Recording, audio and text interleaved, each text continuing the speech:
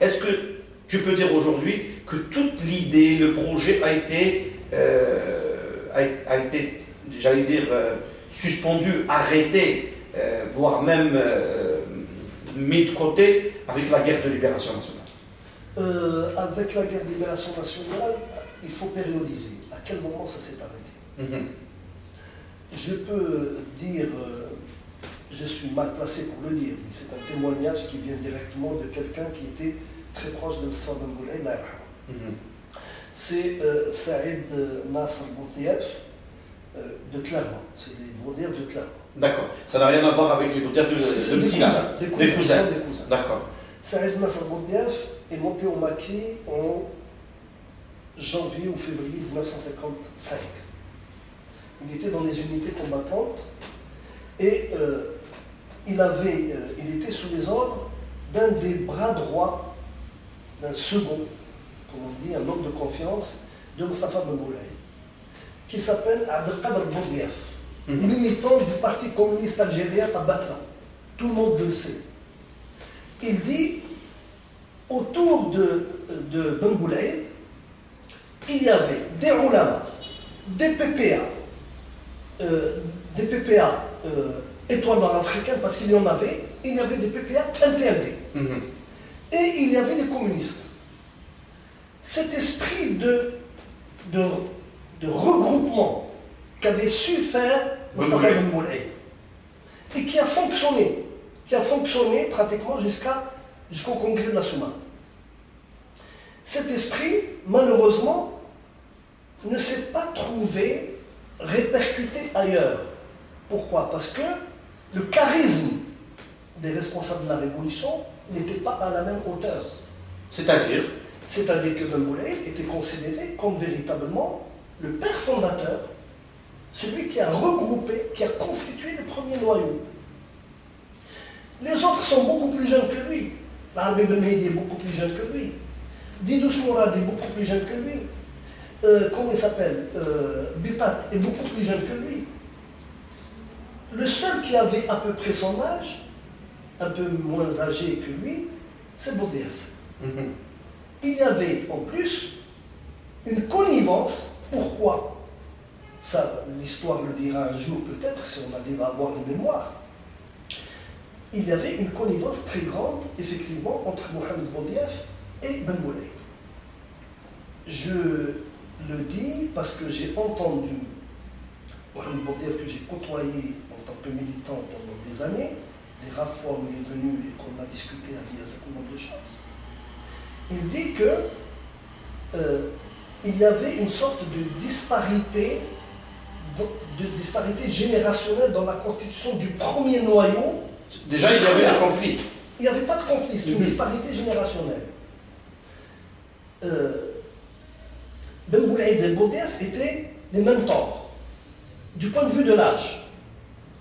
Ils étaient, et Ben Boulaye avait sur ses camarades, ou sur les membres de son groupe, l'avantage d'être membre du comité central du MTLD, ce qui n'était pas le cas des autres. Il était le seul membre du comité central du MTLD. Tous les autres, Ben Mehdi, Bitat était un je crois, il était forgeron. Ben Mehdi était en clandestinité. Didouche Mourad était à Alger. Et Mohamed Bourdief, donc c'était les cinq, les quatre, Mohamed Bourdief était entre la France et l'Algérie. Et il dit, quand nous avons décidé de tourner le dos après le congrès d'Orly au conflit entre centralistes et nationalistes, Ben Boulaye nous a dit, écoutez, il va falloir penser à lancer l'action. Nous avons perdu trop de temps. Maintenant, le parti risque d'imploser. Il faudrait qu'on s'adresse aux masses populaires parce que nous avons fait un travail par le fait d'avoir mis en place la structure de l'os, etc. Et il faudrait à ce moment-là essayer d'impliquer le peuple. Mais impliquer le peuple avec quoi? À travers une révolution de masse. À travers une révolution de masse. Un mouvement, en quelque sorte, spartakiste. C'est-à-dire soulever les gens, aller dans les douars, aller dans les واحد تحكي له صاحب المول ساعة واحد parce que le guide etc. Il n'y avait pas de philosophie politique, il n'y avait pas d'idéologie révolutionnaire. Ce sont des gens qui étaient des baroudeurs. Ce n'étaient pas du tout des concepteurs d'idéologie, etc. Mais est-ce qu'à l'époque, ces gens-là, Oui. est-ce qu'on peut, maintenant avec le recul du temps, était-il nécessaire qu'ils soient, ces gens-là, théoriciens ou visionnaires ou philosophes? Abbas l'a été, mais le processus de la révolution pour lui, il était un peu plus tardif. Oui. D'ailleurs, il n'a rejoint la guerre de libération Oui. que bien après, c'est-à-dire en 1956. Ça veut dire quoi? Oui. La question est pertinente. C'est-à-dire que très pertinente la question. Pourquoi? Parce que c'est l'histoire du mouvement national qui est à lire. Elle est à lire comment? Quand on lit les processus révolutionnaires qui se sont passés à la fin du 19e, début du 20e siècle, on te dit, pour ce qui est des révolutions qui ont réussi, pas de révolution sans parti révolutionnaire, pas de parti révolutionnaire sans théorie révolutionnaire. Ah. C'est que faire de Lénine. On n'a pas trouvé mieux jusqu'à présent. Or, ici, il n'y avait pas de théorie révolutionnaire, il y avait beaucoup d'idées et d'idéologies qui circulaient, souvent contradictoires, parce que pour des raisons électorales, les Algériens étaient opposés électoralement parlant, par la stratégie française. Il n'y avait pas de parti révolutionnaire. Parce qu'un parti révolutionnaire, c'est un parti qui se donne un programme. Il n'y a pas de programme. C'est-à-dire que le PP intendait, par exemple, appeler à l'indépendance du pays, mais sans socle révolutionnaire, sans idée, sans vision. Il n'y a pas d'idée. Le Khatta le reconnaît, le dit. Il n'y a pas d'idée. Il n'y a pas eu une élaboration réfléchie, programmée de ce qu'on va faire. Le mouvement a été, d'une certaine manière, anarcho-syndicaliste. C'est-à-dire, on défend les intérêts et on réagit par l'action. On n'a pas jugé utile, ou on n'a pas trouvé les gens pour le faire. Mais est-ce qu'à ton avis, à titre maintenant de philosophie de l'histoire, c'est-à-dire que nous ne sommes pas là pour refaire, l'histoire elle est déjà faite. Bien sûr. Mais est-ce qu'à ton avis, en termes de démarche historique, Ouais. est-ce que cette démarche n'a-t-elle pas déstabilisé en quelque sorte les stratégies coloniales? Parce que s'il y avait du côté algérien une organisation type occidentale, c'est-à-dire du type européen du 19e siècle, organisation, parti dans le sens solide du terme, parti révolutionnaire, théorie révolutionnaire, etc. Est-ce qu'il n'aurait pas été maîtrisé rapidement et facilement par la colonisation? Parce que la France de 1950 à 62 avait en face, en quelque sorte, une sorte d'improvisation, de volontariat, d'engagement, j'allais dire, une culture destructrice de la colonisation.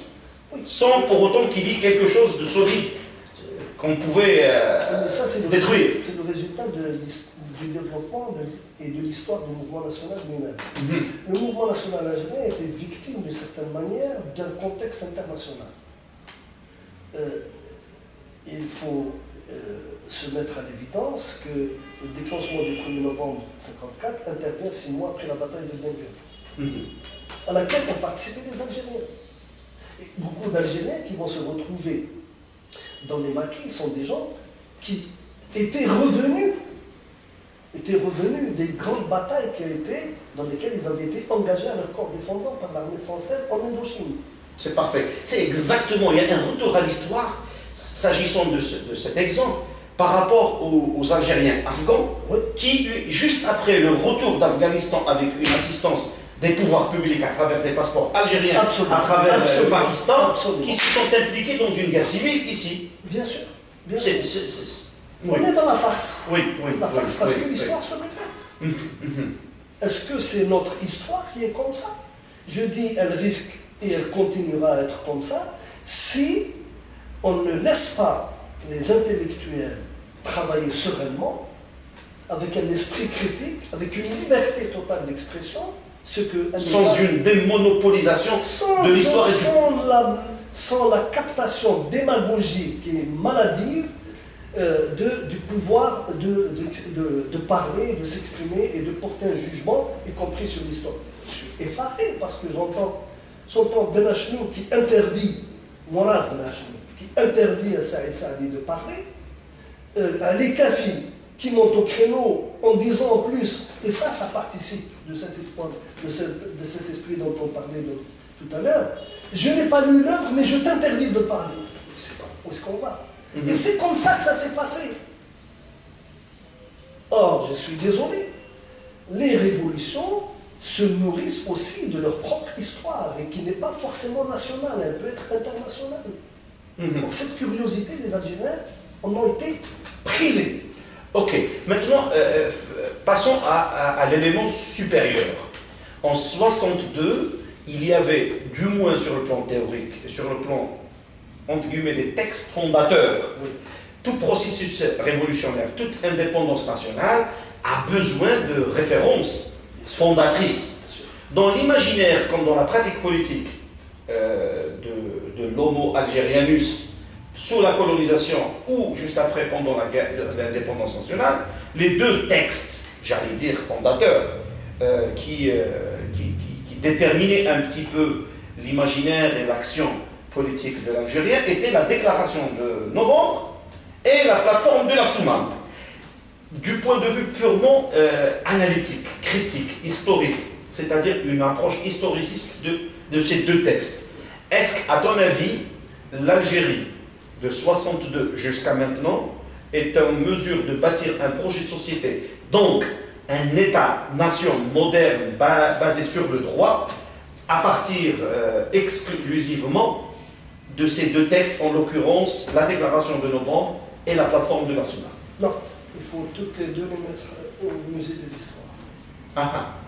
Il faut quelque chose de franchement tranchant et radicalement différent, un véritable programme basé sur une philosophie du droit moderne qui régit fondamentalement les rapports de l'État à l'individu, avec la protection de l'individu, et seule cette protection des droits de l'individu permettra d'en faire un individu capable de s'engager dans la défense de l'État. C'est-à-dire le contrat social entre l'État et l'individu. Le contrat social, bien sûr. Donc, à ton avis... On est arrivé à un tel dépérissement de ce rapport que nous constatons un effondrement de la culture nationale. Les gens maintenant n'ont plus ni l'esprit national ni l'esprit patriotique. Mais les gens qui t'écoutent maintenant, l'Akhdar, bon, ils vont te dire peut-être la même chose, ils vont te reprocher la même chose. Dire, par exemple, que la déclaration de novembre, comme la plateforme de la Soumane, à laquelle tout le monde, d'un côté comme d'un autre, se réfère aussi bien à la déclaration qu'à la plateforme, dire qu'elles ne sont pas fondatrices aujourd'hui, comment argumentes-tu ça? De l'État moderne dont je rêve, moi, et qui me paraît être l'État de la solution à l'Algérie. C'était deux textes qui sont conjoncturels. Ils ont répondu historiquement à une conjoncture, à une datation très précise. Un, régler la question coloniale. Deux, faire émerger une autorité, et non pas l'État. Une autorité qui conduise la révolution. C'est ça la plateforme nationale. La plateforme nationale parle d'un État démocratique, oui, la primauté du civil sur le militaire, un État démocratique et social dans le cadre des principes islamiques pour la déclaration de novembre. Mais je dis bien qu'ils étaient conjoncturels. Pourquoi? Parce qu'ils sont faits, ils sont produits à chaud dans une situation de crise. Ce ne sont pas des textes réfléchis. Ce ne sont pas des textes mûrement réfléchis, posément réfléchis, qui sont programmatiques. Ils sont simplement des textes qui répondent aux besoins de la conjoncture de régler, la crise de 1954, c'est-à-dire 53. MNA, messalis centraliste. Avant MNA. D'accord. C'est le PPA, MTLD. PPA, autant qu'on puisse rapprocher le PPA Messali, et le MTLD, les centralistes, même si c'était le même parti. La déclaration de novembre, en lançant l'affaire, en disant que le peuple algérien prenne ses responsabilités, répond à la crise de 1953. La crise de 1956, elle va répondre à quoi? Elle va répondre au C'est-à-dire en fait l'essoufflement de la révolution. Au conflit qui est en train de monter entre le problème du manque de coordination entre les wilayas. Alors qu'à l'époque, encore, le verrouillage du terrain n'a pas été complètement fait par l'armée française. Il y avait des zones libérées, dans les Titris, dans les Aurès, en Kabylie, etc. Mais il y avait une sorte de besoin de centralité. On crée la centralité au lieu de donner tous les moyens au mouvement révolutionnaire de se développer sur le terrain. C'est-à-dire, en fait, une récupération de la révolution. C'est une programmation de l'essoufflement des wilayas, déjà, à cette époque. Mais c'était pour d'autres la meilleure façon de réorganiser cette même révolution qui, entre 54 et 55, s'était essoufflée pour des raisons historiques. C'est-à-dire que le Congrès national, il a donné un souffle nouveau à la révolution de novembre. Non, il a donné un cadre, il n'a pas donné un souffle. Ah, c'est différent. D'accord. C'est pour ça que je suis revenu à cette idée que je développe depuis une quinzaine d'années, quelle est la différence entre une élite et un encadrement. Le Congrès national, la déclaration du 1er novembre a voulu créer un mouvement élitaire en lançant l'idée de l'indépendance dans le peuple en disant « Peuple algérien, c'est le moment pour toi de prendre tes responsabilités. Prends-les comme tu veux. » Avec un allumage de la mèche. Et en disant « Le processus va se déclencher, on verra ce qui va se passer. » Ça, c'est un élément fondamentalement élitaire, parce qu'il n'est pas encadré. Il est un élément qui ouvre une alternative et en même temps une initiative, une prise d'initiative. D'autant plus que c'était un dépassement de la crise 53. Exactement. C'est dans cet esprit qu'il faut le voir. C'est la résolution de la crise. Le mouvement qui va naître du Congrès national est un mouvement d'encadrement de la révolution. C'est différent. D'organisation. D'organisation, d'encadrement et de contrôle. C'est très différent. C'est très différent. Qui n'a rien à voir, d'après toi, avec l'idée élitaire, ni avec l'idée d'un projet de société pour l'indépendance, etc. Il est diamétralement opposé. Diamétralement opposé. Quand les Chinois disaient, pendant la révolution qui a conduit à l'indépendance de la Chine en 1949, tout le pouvoir au peuple. Je ne parle pas de la révolution culturelle qui est notre affaire des années 50-60. Il disait, la force motrice de l'histoire, c'est le peuple. C'est ça que le Congrès national a étouffé. Parce que... C'est-à-dire l'idée même de la déclaration de novembre, à ton avis, elle a été étouffée par le Congrès national. Mais tu es en train de... là, je t'interpelle. Nous avons besoin de t'écouter, de réfléchir avec toi, et nous avons besoin de tes arguments aussi. C'est-à-dire, tu dis quelque part que si la déclaration de novembre, elle a été là pour un dépassement de la crise, c'est-à-dire d'une forme de guerre civile, d'une fratricide entre les mêmes membres d'une même famille politique, et... déclaration de novembre, non. C'est un dépassement de cette crise de 53. C'est ce que je dis. Oui. Alors, si la déclaration de novembre a été un lancement d'une idée, d'un processus impliquant le peuple comme facteur de changement contre la colonisation, là tu dis que l'encadrement, l'organisation faite par le Congrès national est une sorte d'étouffement d'un processus élitaire, révolutionnaire qui devrait être conduit par le peuple. Comment tu expliques